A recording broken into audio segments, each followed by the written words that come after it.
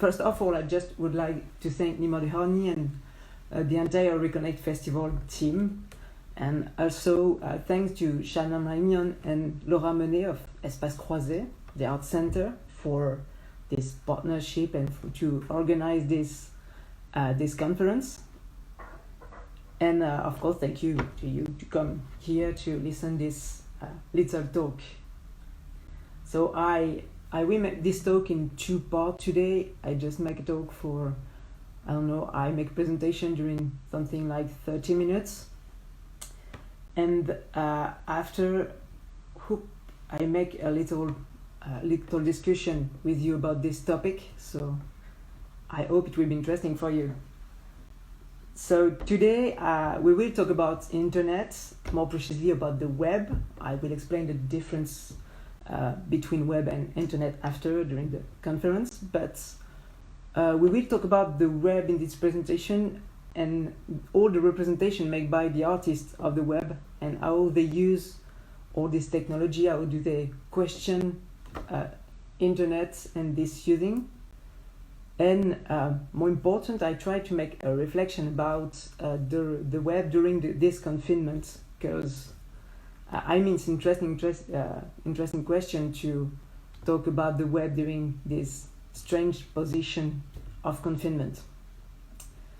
So after we will have a time for discuss this topic, I'll just will get the comments during my talk. For the moment, comments are on, but after I just turn off during the conference and I turn on the comments after this presentation, after this first part. Before we begin this conference, I just will quickly introduce myself, because don't know me. So my name is Antonin Jousse. I am a French Ph.D. candidate and French artist, and I currently live and work in Lille. It's north of France, across the Belgian border, and I'm associate artist and researcher at the Art Center of Espace Croisé in north of France, and I am the co-founder of the art platform La Ligne Verte. And I'm also associate lecturer at the University of Valenciennes in a Master of Digital Art and Design. My PhD is about digital art, of course, but more precisely is about aesthetic analysis of interactive artworks. I try to analyze how the changement in technologies during the past 20 years changed the using of technologies for the artist. It changed the world of interactive artworks, changed the world of interaction. So I try to work about that in my PhD.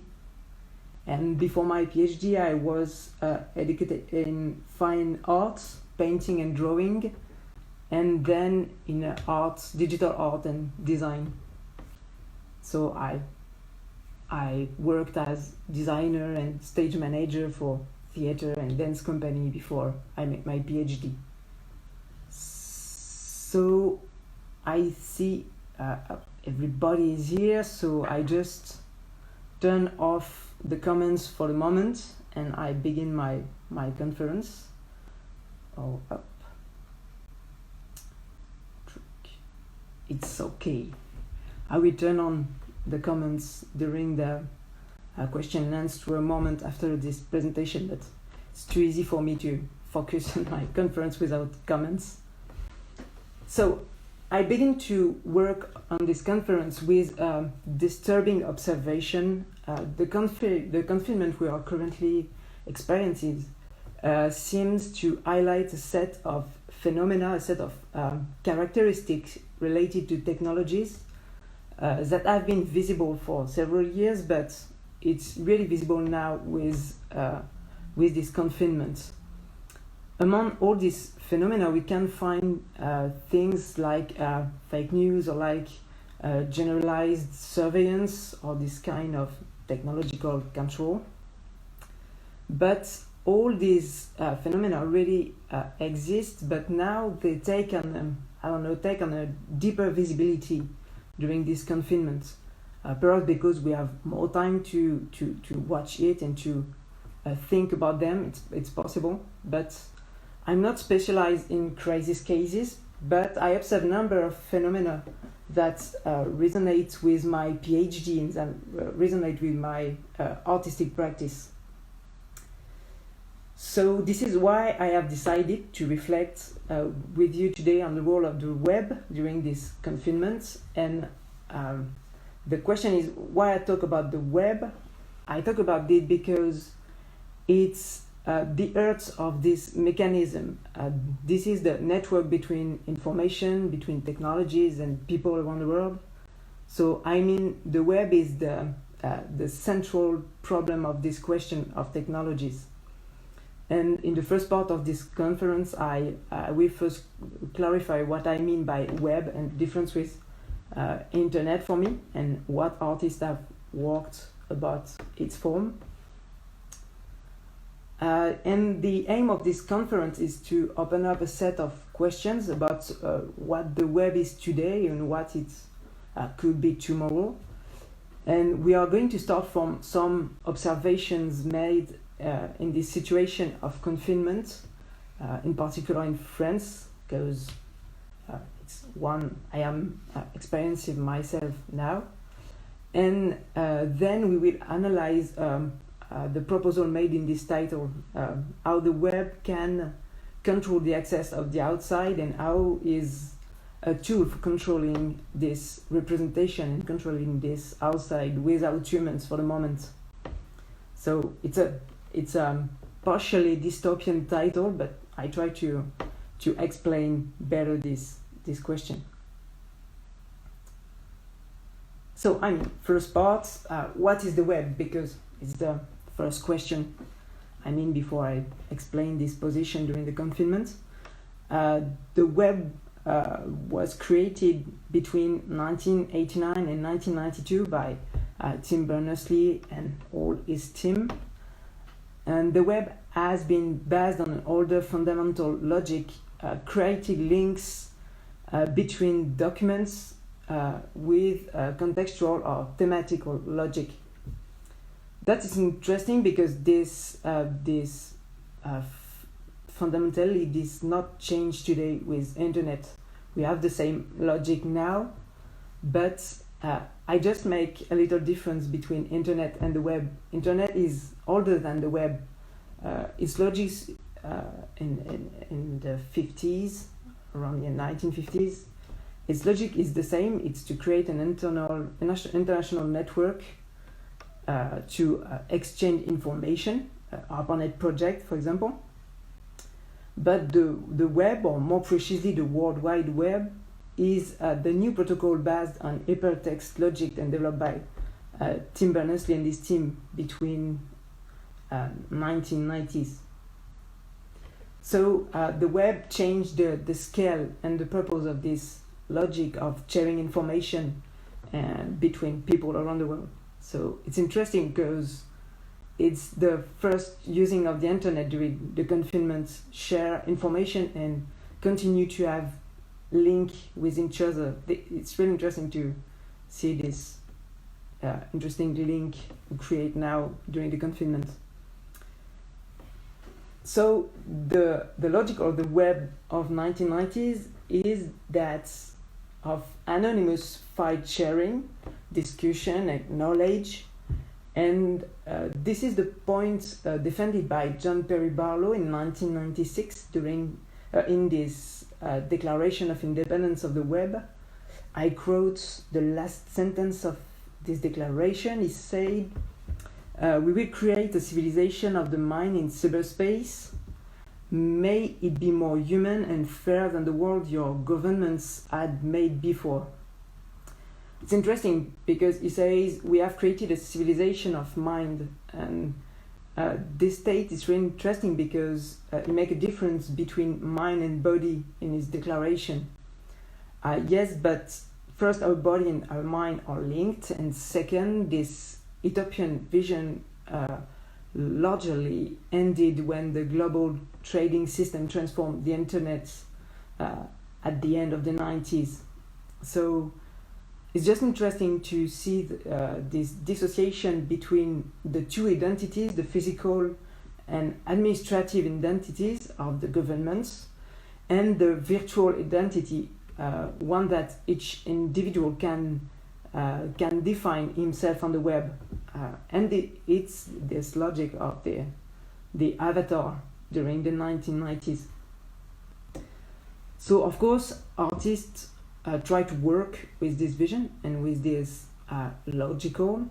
You can find in 1990s, you can find few works on Second Life, for example, and they use and deploy creations that plays with these two main principles: sharing information and experiences, and the other logic is anonymity with avatar, for example. This is the great period of net art during the 1990s. It's all the period of creative activism with an H, like hacking. And they invite the web or try to understand it with few logical. I just take an example, the work of Mark Napier, Schrader 1.0 in 1998. This work is a Shredder website.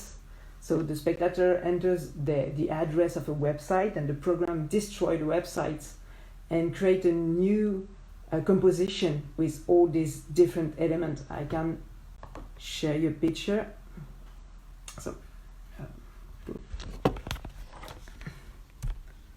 So yeah, it's this kind of composition.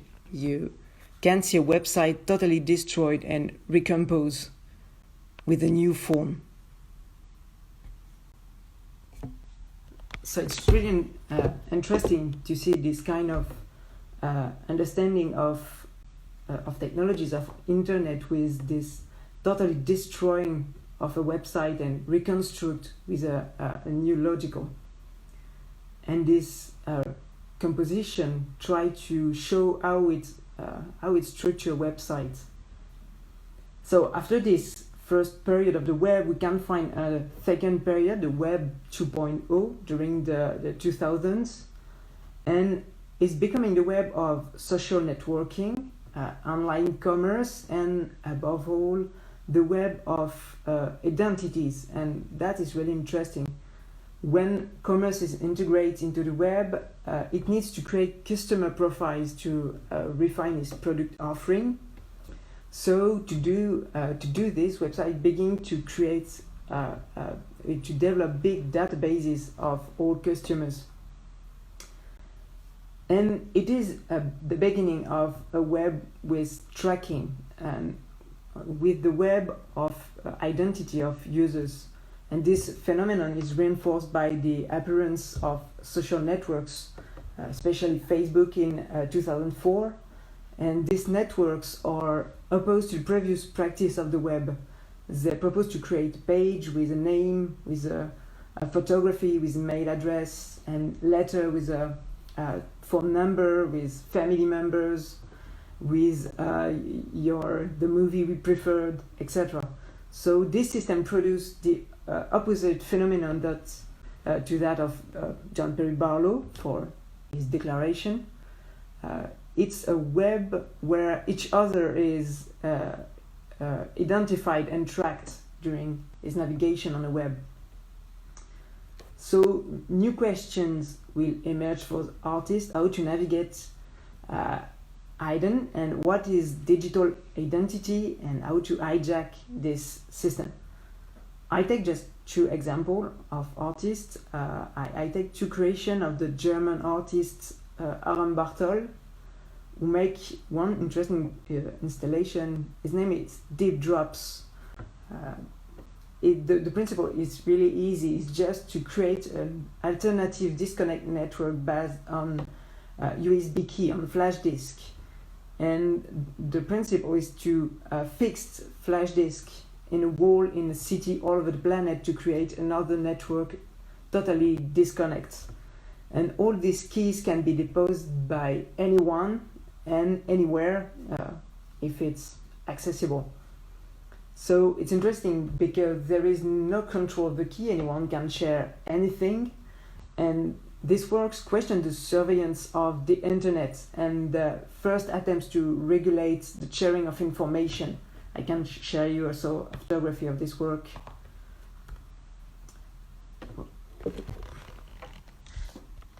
It's just like this kind of flash disk. And this is another work of Bartol. Is very interesting. It's a kind of postcard. I share you photography with more detail. This is another interesting works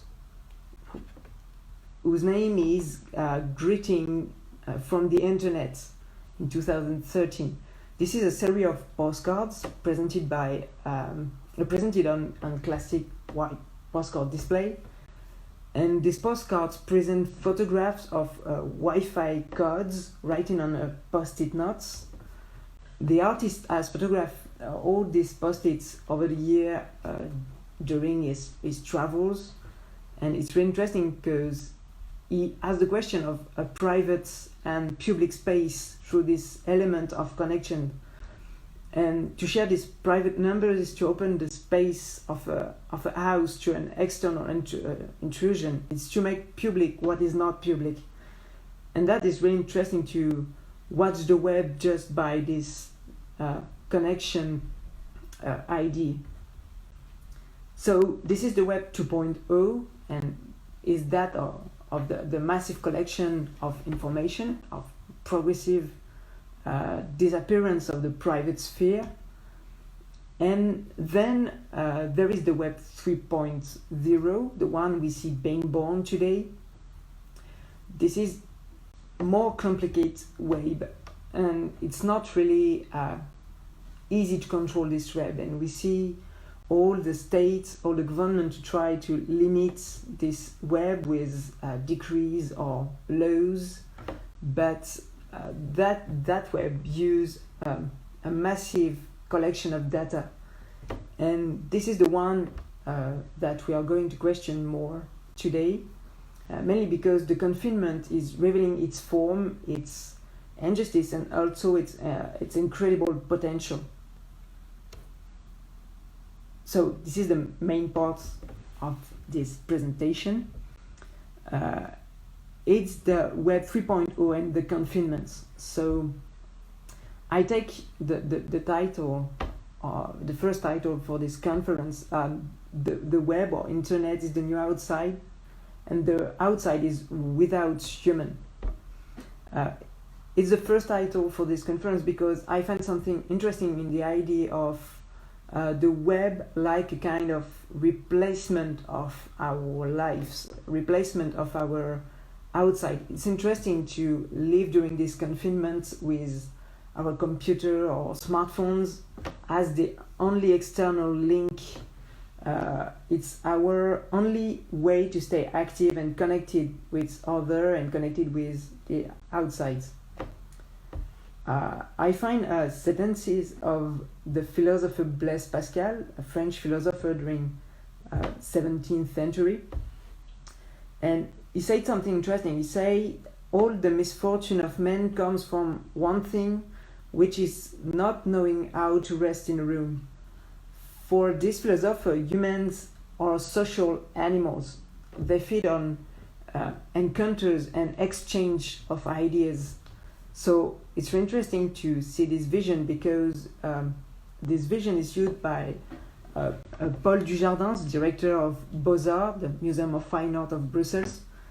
He said in the press this week, he said, the art is in the heart of the confinement because the arts try to create a link between humans.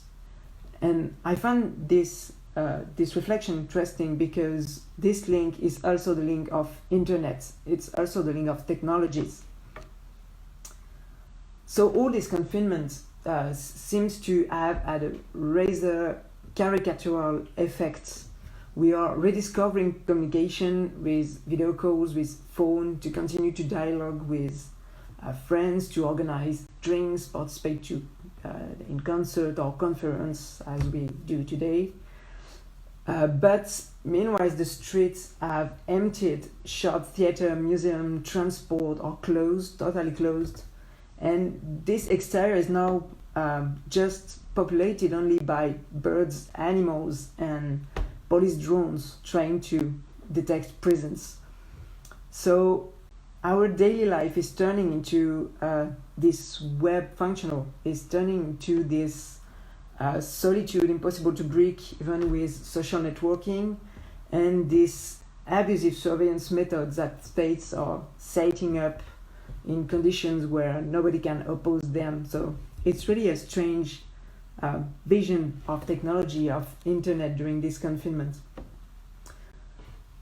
I just take a fast example. In France, we just use we use forms or online registration to get out of our house, and we see a deployment of drones in few cities and the chaotic implementation of patient tracking application.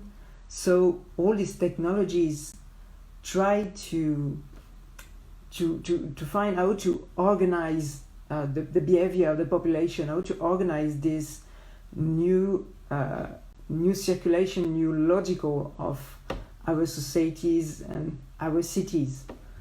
And I read an interesting article of a French NGO, La Quadrature du Net, who fights for the protection of individual rights online. And they write a text called Becoming Robots to Escape the Virus. And this text analyzes the choice of applying tracking methods present on the internet in the public space to try to automate behaviors to fight against the virus. This is really interesting example of this using of the web and technologies during this virus and confinement period. So all these behaviors, ideas, drifts, whether positive or reprehensible, show us a form of incomprehension in the face of current events.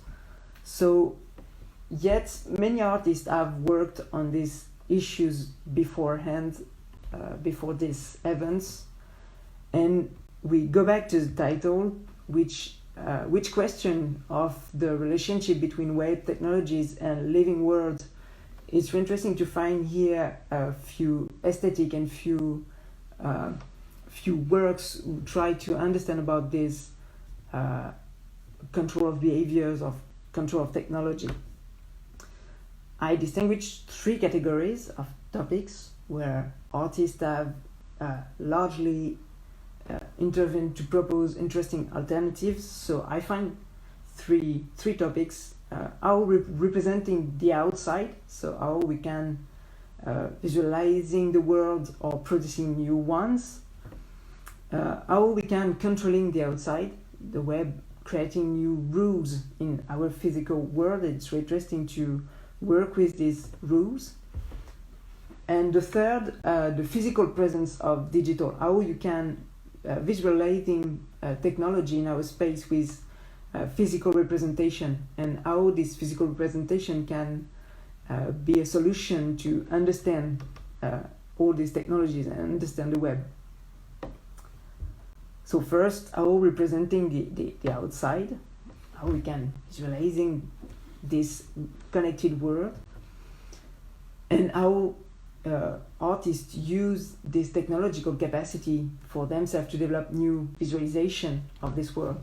So I just choose two examples. An example of a French artist whose name Thierry Fournier, and this installation is Pensez voir, in English it Think See, of 2018.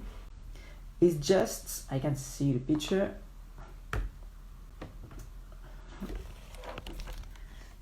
It's just a camera. Yeah, you can see it. It's just a camera who is filming a beach like that, and you can see the live of this camera on internet.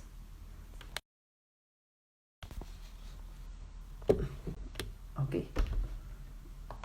And this camera is also equipped with an fictional artificial intelligence and thinking with a synthetic voice, and this voice share doubts about these dispositives. So what should we look at? How to recognize the sea or passengers? What is a suspicious behavior? What is its purpose? And the camera is in a burnout situation about this position of looking the beach. And she compares herself to the micro workers exploited on the web and questioning the meaning of work in an anthropomorphism that raises the political stakes of this kind of device, this kind of camera. So we can see this camera thinking about why it's here. With this reflection, it highlights its own inefficiency and especially the lack of logic in its implementation. I take another example in different logic. The example of a Japanese artist, Noriyuki Suzuki. This installation is Oh My. Understand Oh My God. The name is Oh My. And this installation was presented at the TEDx Festival in Tehran in 2018. It's interesting because Oh My is an installation that calls God in 48 languages using Twitter database. So the machine monitors the Twitter timeline in real time, and when tweet text includes the word God in this one of 48 languages, the speakers of the installation says "Oh my God" in this language in real time. So I can see you the installation. So yeah, this installation is like that. It's a kind of huge computer or few computers, and after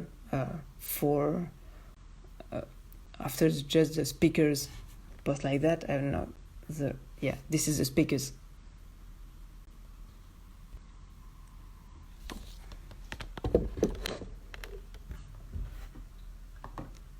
I find interesting one thing about this question is the artist think is projects, and he say on the internet you can access all information all over the world, but in reality you just see the information in your own language or in different language through your incapacity to talk about this language, to speak with this language or write with this language.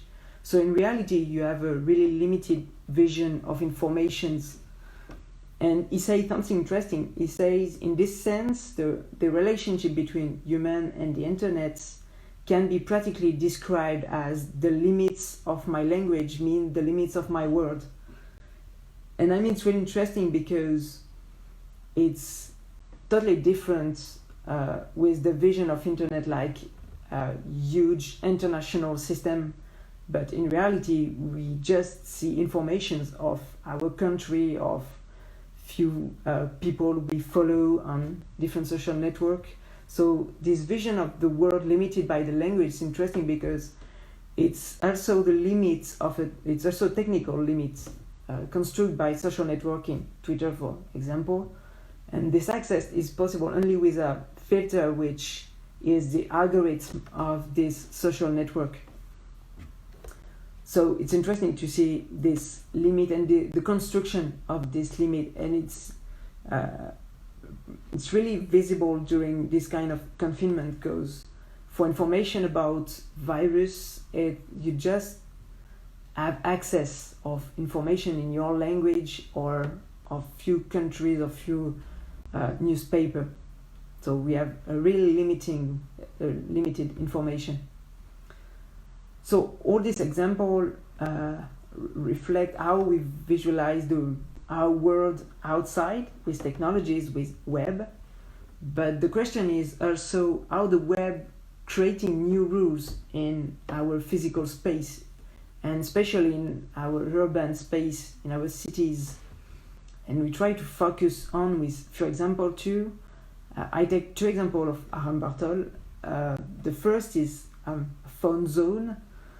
Phone zone is really interesting because the artist is inspired by the smoking areas in the train platforms in Germany, and these areas marked on the ground by a rectangular shape with yellow tape. So it's like a big yellow zone to smoking.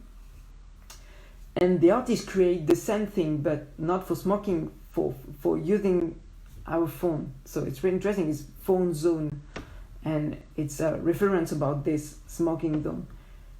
It's also kind of protection for the user and for people around him. It's interesting because imagine an urban space where you have a connection only in a specific place in the city. The rest of time you want to take heed of our city, of other people, and this yellow rectangle show how our actions and movements are totally dependent of our smartphone. I can show you a picture of this phone zone. It's just a little yellow zone like that with a panel. Instead, this phone zone in Berlin. And I show you another creation of Aram Bartol with these rent bicycles. I show you that before and I explain you after. So you can watch people who rent a bike to make bike in a gallery art. It's really interesting. And this single example is interesting for me because it plays with a very present symptom for 3 past years. All cities and urban space become saturated with elements, objects, movement of people or behavior whose presence and behavior are linked to a web platform. This is the case for bicycles or electric scooters, for example, but it's also the case for the invisible walkers. Is the expression of the researcher Antonin Jousse, such as deliverymen for Uber Eats, for example. And all these people, or these delivery people, are practically the only inhabitants of our cities during this confinement. And it's interesting, Antonio Casili, this researcher, posted on Twitter a disturbing video of the Milan metro where only the bicycle deliverymen are present on the platform of the metro. So here Aram Bartol talks us about the objective of this platform, and therefore to provide the cheapest possible service so that it's used the most and produced a lot of data. And no matter what the implication or effects on our cities or on these people. So it's very interesting because Aram Bartol showed this strange logic and use stolen bikes of this web application and propose to the audience to rent a bike to move around the gallery, to rent stolen bikes on this application. And I try to use a last example for this category, a performance of the Belgian artist whose name is Tom Galley, and he created a performance whose name is Tinder VR.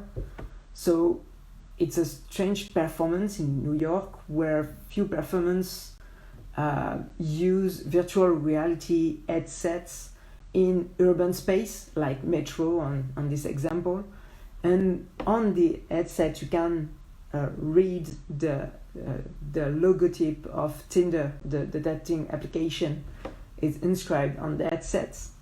So we just see a performers then switch from right and left, the famous gesture of Tinder in a public space.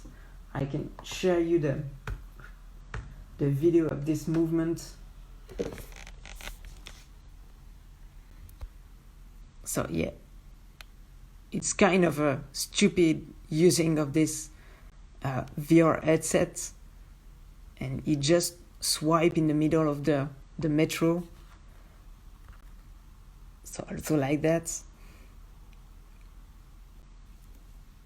So it's interesting because he shows us how we can disconnect our bodies with this kind of technologies, and the performers just switch, and using this gesture, and this private gesture becomes a public gesture in this movement and this using of VR headsets.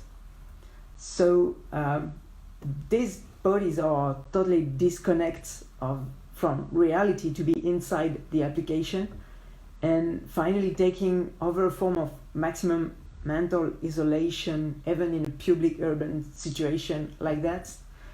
And visually, the performers are like strange connected ghosts who move in public space with these switch movements all the time.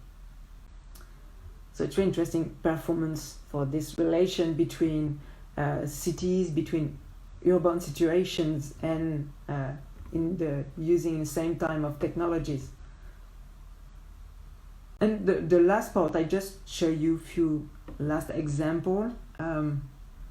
For another category, the physical presence of the digital in our urban space, in our cities.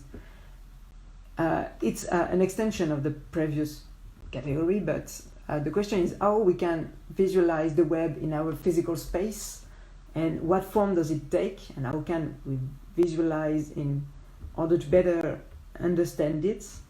So I take two examples of the same artist, two examples of the French artist Philippe Villas-Boas, who make an interesting installation whose name La Couture in English is The Theme. Yeah, The Theme. I don't know really this word, but it's a red and luminous thread when the city and traces the urban space, a connection between objects, spaces, between the architecture and street furniture. So I can show you a picture.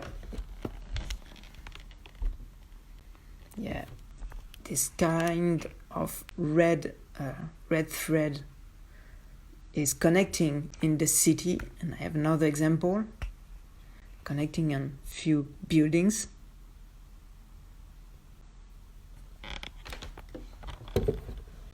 This example is interesting because it makes links without screens and make visible the permanent connection between people and between cities in our few gesture. It's really interesting to see this construction.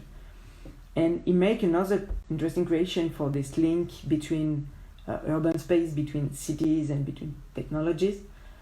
This work is notification bell. I can show you too this picture. It's really a funny church bell with a notification number. You can see it on this picture. So it's interesting because it makes the link between physical bell of the church and the virtual bell in notification of application on our smartphone. And the subtitle of this work is Sacred Instrument of the Attention Economy. So it's interesting because these bells simulate a smartphone notification bell and reminding the user to use it. So the work clearly speak of this economy of attention, showing the displacement of the symbolism, methods and media of attention, moving from a church bell that calls the faithful to prayer to a smartphone bell, smartphone ringing, that reminds them to consume content. So both are also forms of taking over the attention of the population, simply changing the scale and the rhythm of this attention, and make the links with the forms and the symbolism of this connection. So I just conclude with this artwork, and just we distinguish with this global containment from the biases that technology has put in different places. So not only usage biases, but above economic, political, social biases that affect us all in daily basis. Even those who don't use technology or don't have a smartphone, everyone is linked to this representation of the world, and everyone can find different way to use it and set limits on its use. So the artists show us through these diversions of technologies and graphic works this problem and the way they are played out in our living spaces. So this confinement has created a new situation of a large scale and shows how technological responses can be incredibly powerful, like a connection between people all around the world, even during this confinement, or incredibly dangerous when states use these tools and techniques to regulate people's behavior in the cities. So yeah, I will conclude with this word, and thank you for taking the time to listen to me. We can exchange now. I just turn on the comments and we can exchange if you have any question. Don't hesitate to ask me. I mean, yeah, it's okay. I turn on the comments, so you can now ask questions if you have a few questions. In English or in French, I can translate it if it's necessary. If you don't have during you reflect about question, I can show you another work, a reflection I have since a few months, and I began to work on that during the confinement. I make a series of planets. You can see them on my Instagram account. I can show you pictures of that. Yeah. I make this kind of planet during the confinement. It's just kind of white and empty planets. Some stuff like that. And I created this planet with texture I scan on Google Earth. So I just scan few texture on Google Earth and I use it to make planets. But this can take the road refugees take to move between continents and to move between countries. So I take these different movement of population and I scan this movement on Google Earth, and with this scan I create this empty planet. I make that because for me this little planet in a black background are a kind of representation of our consummation of information. You know, it's like something so far of us. It's like little white planet, totally empty and lifeless. And this is totally linked with our planet because it's a part of our planet, part of texture of our planet, but it's so far of us, and it's really difficult to understand this link with the migration and with all this refugee movement. And I take the point of view of a people who just understand this problem with this mediatic vision, with the screen, with this so far vision. So it's the rule of this little creations, just work in progress, but I watch you that.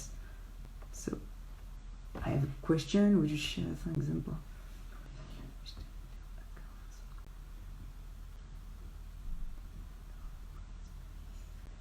Yeah, I can share you a few examples.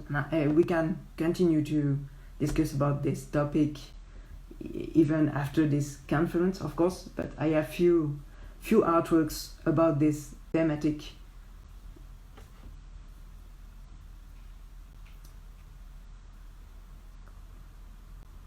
Yeah, of course, ethical remarks ethical is really important to understand this vision, because this is the problem with the movement with Web 3.0. I mean, it's so huge system, so it's really difficult to understand ethical or same it's the same thing for cultural problems. It's really difficult to understand what is difference between all these people on the planet, all these case on the planet, but they just use the same method and the same logic for all the planet. And this is the problem of this technical solution of our problem today with the virus.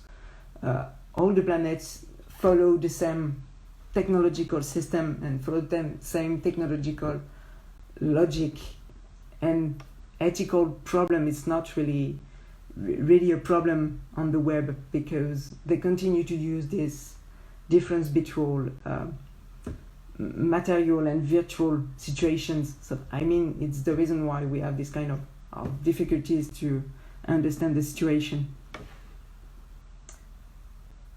Do you have other questions? If you have other questions after the conference, you can ask me the question on Instagram, Twitter, or other social network. No problem, I can answer to this question. So if you don't have another question, I just say you thank you for this conference. Thank you to come here to listen to me.